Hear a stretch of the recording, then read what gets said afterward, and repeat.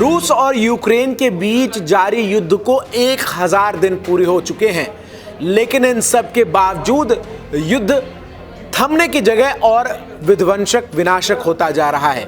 और इन सब के बीच अमेरिका के वर्तमान राष्ट्रपति, जो कि अब आउटगोइंग प्रेसिडेंट हैं, जो बाइडेन, वो जाते जाते कुछ ऐसे काम करते हुए नजर आ रहे हैं जो कि दोनों देशों के बीच जारी इस युद्ध को और भड़काने का काम कर रहा है।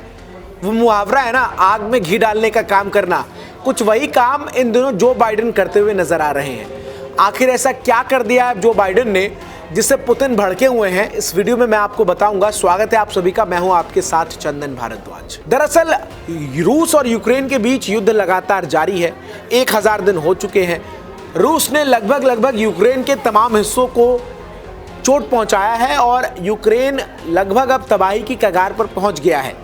अमेरिका के जो अब इनकमिंग प्रेसिडेंट हैं डोनाल्ड ट्रंप, उनकी तरफ से चुनाव कैंपेन में रूस और यूक्रेन के बीच युद्ध रुकवाने का मुद्दा सबसे अहम रहा। उन्होंने कहा मैं जीतूंगा तो एक दिन में युद्ध रुकवा दूंगा।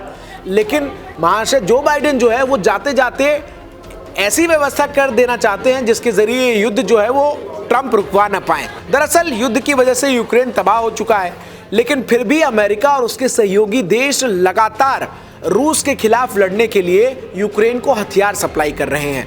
दरअसल आप इस बात को समझिए कि यूक्रेन अमेरिका और तमाम देशों के सहयोग के दम पर ही रूस के खिलाफ अपने इस जंग को इतना लंबा खींच पाया है कि ये जंग 1000वें दिन पहुंच चुकी है।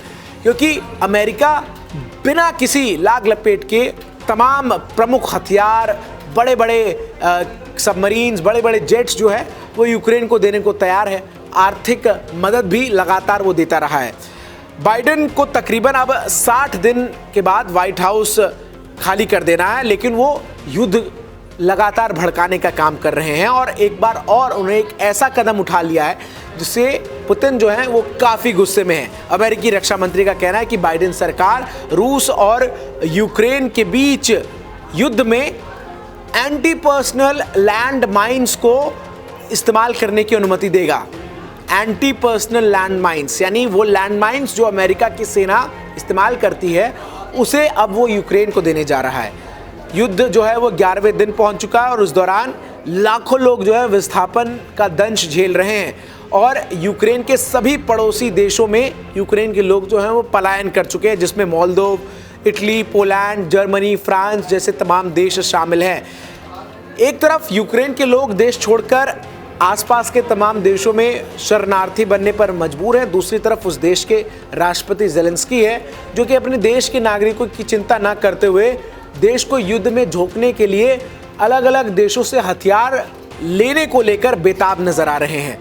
और युद्ध से त्रस्त यूक्रेन जो है वो लगातार इस वक्त अभी भी यूक्रेन और रूस के बीच जो युद्ध है उसमें कई हिस्से जो हैं यूक्रेन के वो तबाह होते हुए नजर आ रहे हैं। इससे पहले अमेरिका की तरफ से यह आश्वासन दिया गया कि वो यूक्रेन को अत्याधुनिक मिसाइलें देगा। इन सब के बीच अब लैंड माइन्स देने का प्रॉमिस जो है वो जो बाइडेन कर चुके हैं। यानी कुल मिलाकर जो बाइडेन वो पूरा इंतजाम करते हुए नजर आ रहा है जिसके लिए ट्रंप को इस युद्ध को रोकना जो है वो मुश्किल लगे। ऐसे में ये देखना दिलचस्प होगा कि आखिर पुतिन क्या कुछ करते हैं। हाल ही में जिस तरीके से जो बाइडेन ने खुलकर अपने कार्यकाल के अंतिम दिनों में यूक्रेन को हथियार देने के तमाम जो कागजात है उस पर हस्ताक्षर किए, तो ऐसे में रूस ने अपनी न्यूक्लियर पॉलिसी को बदला और अब न्यूक्लियर वॉर का जो खतरा है वो पूरी दुनिया पर मंडरा रहा है। ऐसे में देखना दिलचस्प होगा कि अब व्लादिमीर पुतिन का अगला कदम क्या होता है।